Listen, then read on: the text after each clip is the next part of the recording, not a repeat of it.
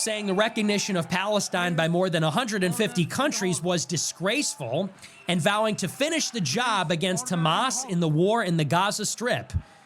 He said, quote, Israel will not allow you to shove a terror state down our throat. The world has stepped out on Israel. At the United Nations, Benjamin Netanyahu goes to take the podium, and the United Nations leaders step out on him. You will not believe what Nick Fuentes says, because it is mind-blowing, and it is quite true that we might just need a miracle to get out of this situation. Like, subscribe, hit that notification bell, and let's run it.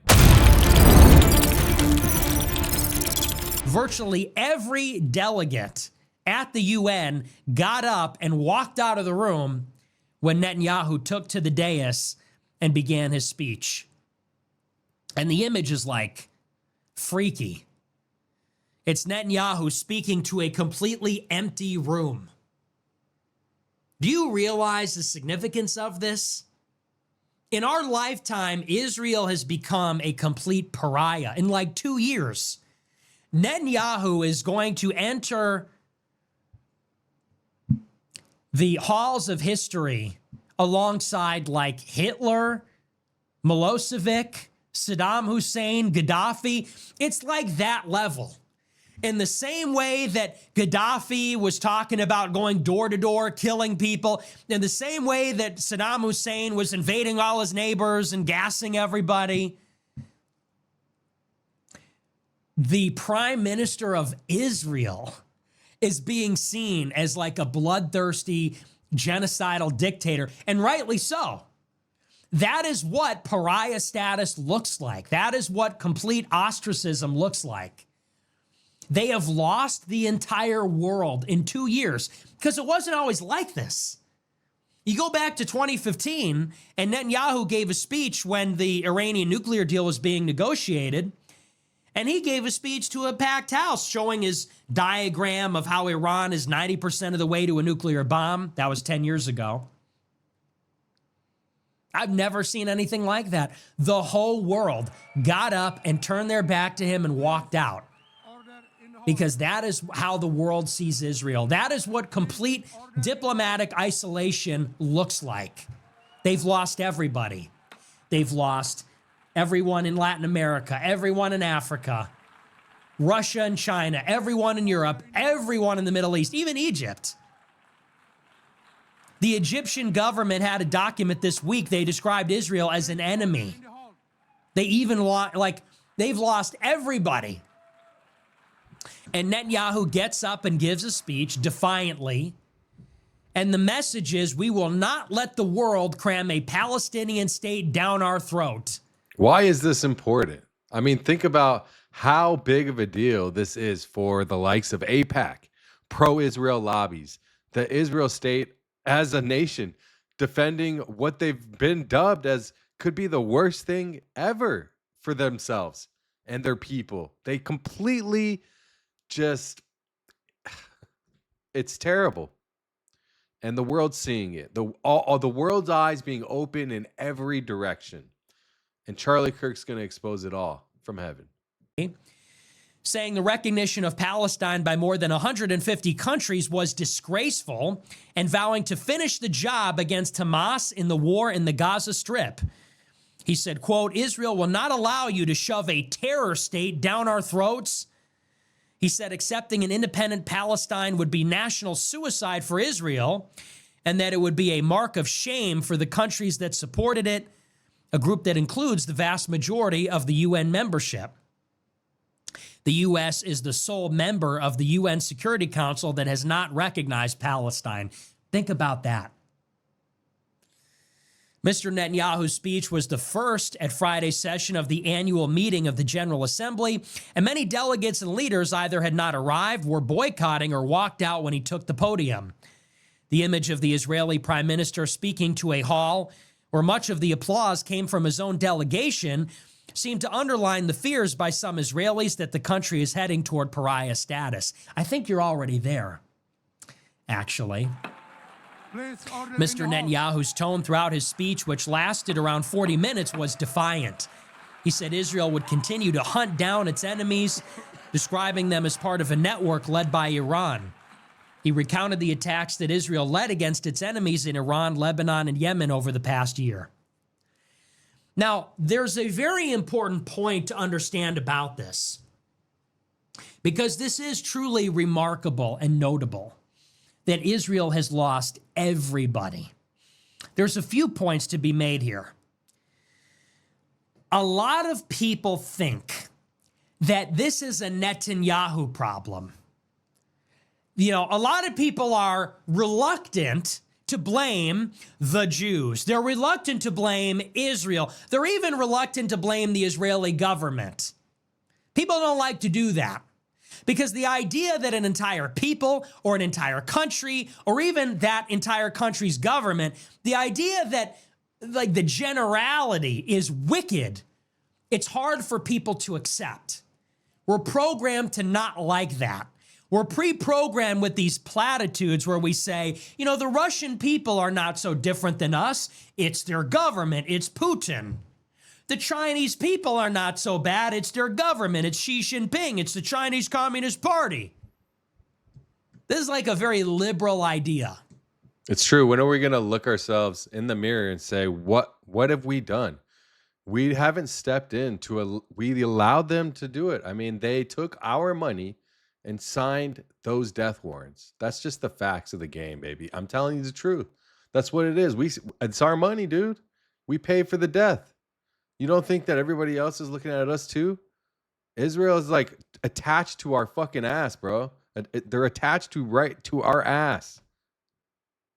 This is exactly why I don't know if they were trying to get closer. Like, do you notice they tried to get as close as they could with us right before they did this, and now that's where they're at. But I mean, tell me what you think down below. And so we talk about Israel, people like to say, well, it's their government. There's many fine people in Israel, and it's not even everyone in their government. It's just the Likud party. It's just the prime minister. The prime minister is holding the country hostage for his own political purposes. He is making Israel a pariah state. They need to reject him. But that's wrong. That's all wrong. Let's be very clear. It is the entire Israeli government that supports this. Okay? It's not just Netanyahu. It's everyone in the Israeli government. It's like 99 out of 120 members of the Israeli Knesset are in favor of this policy. Not just the government. It's like it's all the young people there too. They're the young kids, the young ladies, the young men. They want death upon Palestine. It's everybody there. It's in their culture. And 80% of Israel supports the policy. So when people say it's just Netanyahu, I would recommend you read Benny Gantz's op-ed in the New York Times from a couple of days ago.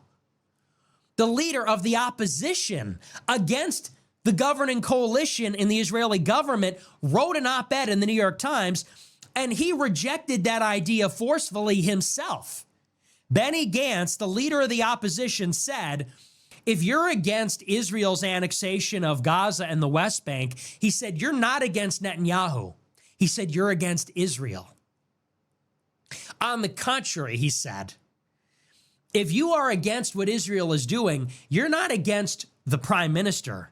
He said, we all support this. You're against the bipartisan security consensus of the whole nation, of all the people and all the government. So the idea that Netanyahu is leading his country down this evil path, kicking and screaming, that's not true. If Netanyahu was replaced by a vote of no confidence, if he's replaced in the next elections in the spring, he will be replaced by somebody who will do the same thing. They all support this. They're all firmly behind him. He's got a majority in the government. And most people support what he's doing. So let's be very clear. It is Israel. It's not just Netanyahu. It is the Israeli government. And on some level, it is the Israeli people. That's the extent of the issue there. Okay? It is this Jewish nationalism in Israel that is driving this. That's what it is. It is this Judaic nationalism, which is based on Jewish heritage, national identity, ethnic or religious supremacist views. The Israelis really believe that because they were attacked on October 7th, this now gives them the right to wipe out the West Bank and Gaza. Like, they all believe that now. They all believe that the status quo that prevailed previously is now unacceptable. Because if Hamas was able to attack, then they cannot tolerate the existence of a Palestinian state so close to their population core. So they got to go. And that policy is what has turned the whole world against them. And to that they say, so be it. To that they say, we will pursue autarky. We will go at it alone. They say, Netanyahu said this last week. He said, we will become a Sparta-like country that the whole world is against, and we will withstand the pressure from the whole world. They'll do it at any cost. Here's the second point about this. Understand that we are attached at the hip with Israel. If Israel is headed towards pariah status, they're dragging us with them. Think about the moment that we are in. The dollar is rapidly losing its reserve currency status, and that's going to create a sovereign debt crisis for America because we can't unload all of our debt now. We are in an inflection point where the world is going from unipolar to multipolar. And we're fighting for hegemony. We're fighting for supremacy in Latin America, for trade and market share. We're fighting in the Pacific to contain China. We're fighting in Europe, in the Middle East, in Africa. Everywhere in the world, it's become part of a chessboard for this long-term strategic competition between the U.S. and China and Russia. And we need allies now more than ever as a country. In order for us to maintain hegemony from a strategic point of view, we want to attract countries like Saudi Arabia, Egypt, Ethiopia, Turkey, Brazil, South Africa, let's say, India. It's not helping that we are being dragged into isolation by Israel. It's not helping that the whole world hates Israel and all the world's governments are against Israel, and we are having to fight Israel's battles. We're having to prevent the world from sanctioning Israel, from kicking Israel out of its other organizations, from boycotting Israel. What is the benefit, actually? They're doing things that we don't even support. Like, they're going against our strategy in the Middle East, and our support for that is alienating us from the entire world. So make that one make sense. We pay for policies we don't even like, which we support, and our support for those policies that we hate, that we're paying for, but supporting anyway, is alienating us from the entire world and making us lose position relative to our strategic competitors. And this is where you realize what needs to be done here. It's not complicated. It's difficult, but it's not complicated.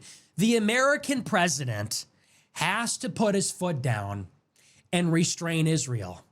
That's what it comes down to.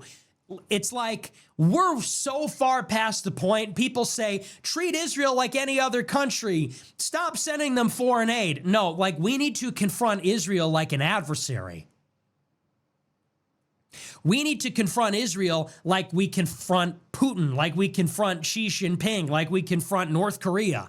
How is Israel better than North Korea at this point? North Korea is not committing a genocide.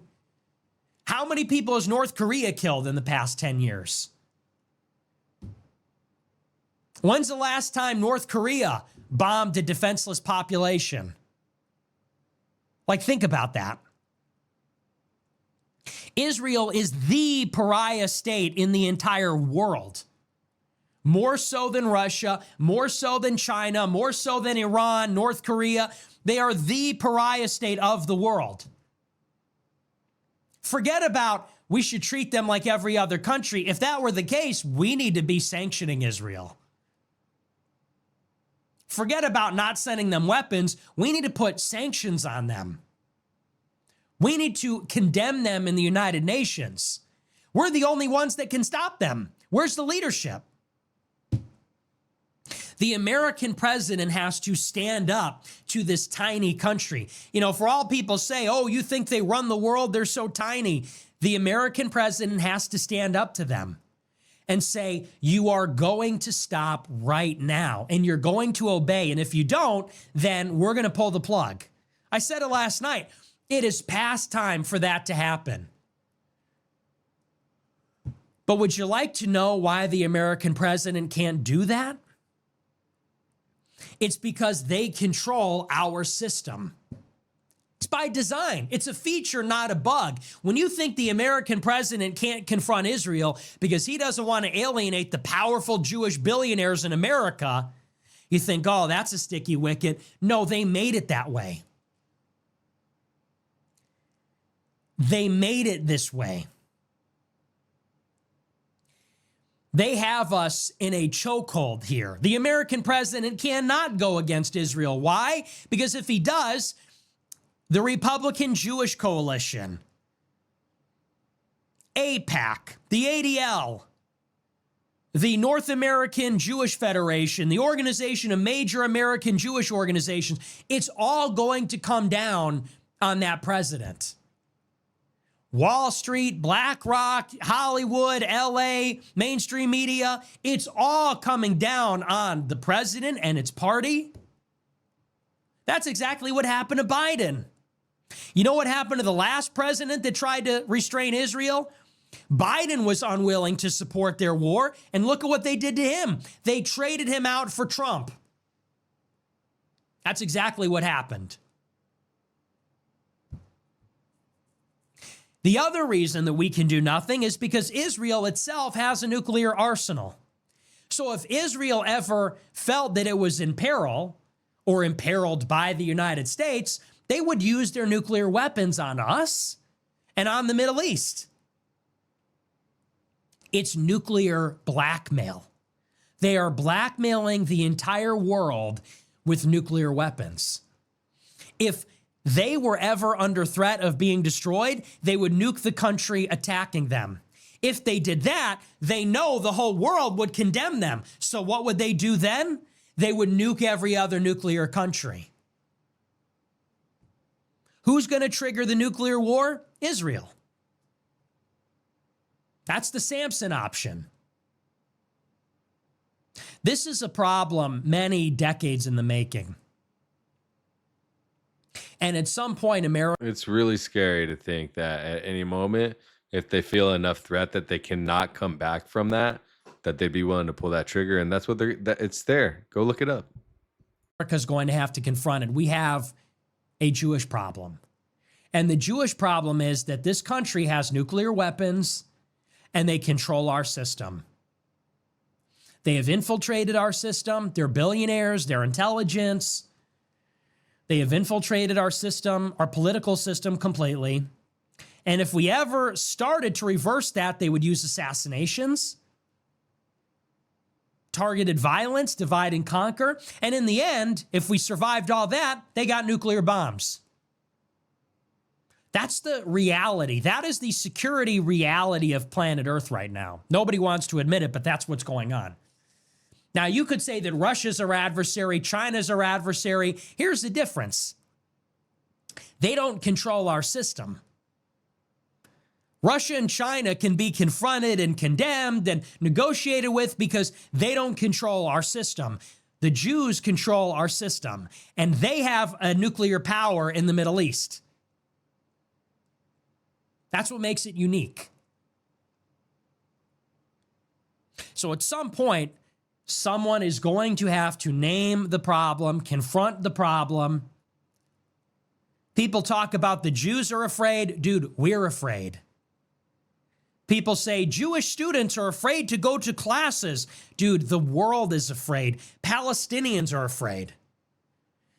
Palestinians are afraid because they're getting bombed every day. Lebanon is afraid because they're getting bombed every day. Iran is afraid because they're getting assassinated all the time. American presidents are afraid because they're getting threatened and assassinated all the time. Jews are afraid. We are afraid. So when people take a look at the show and they say, it doesn't sound good when you talk about it's Jews, it's Israel, what about the Holocaust? Dude, what about that? They are in power now. What about that? There's a Holocaust happening now. It's real. It's happening in Gaza.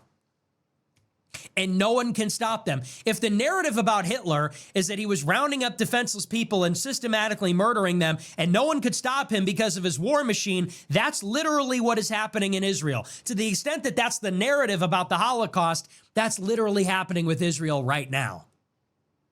So people say, don't talk about Jews, don't talk about Israel. That's anti-Semitic. What about the Holocaust? Dude, what about it? That's our reality today.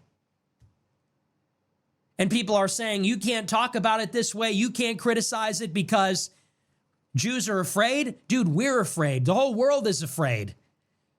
Netanyahu is standing there in an empty room screaming and yelling, but no one can stop him. No one can. They are like Sparta. They are the war island.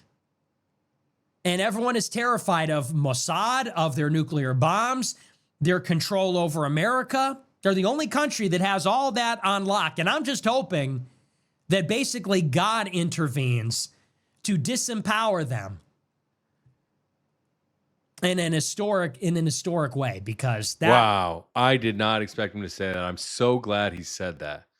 That is what we need. We need a miracle. If you don't believe me, you need to do some research. We need a miracle. That's a fact. I'm so glad. God bless. Is the only thing that's going to save the planet at this point. Facts. It's scary. It's freaky. So what do you think of all of this? Do you think that the world is in jeopardy because of Israel? Because I do. I believe this because I know about the Samson option. It's right in front of our eyes. This Charlie Kirk thing is busted shit wide open. I can't believe it. Kudos to Candace Owens, man, putting everything on the line. She's a freaking dragon, bro. Dragon. Jesse on Fire named her a dragon, bro. Let me know what you think about all this in the comments. It just blows me away. The world has stepped out on Israel. Yeah. They call me Tanks on Lock.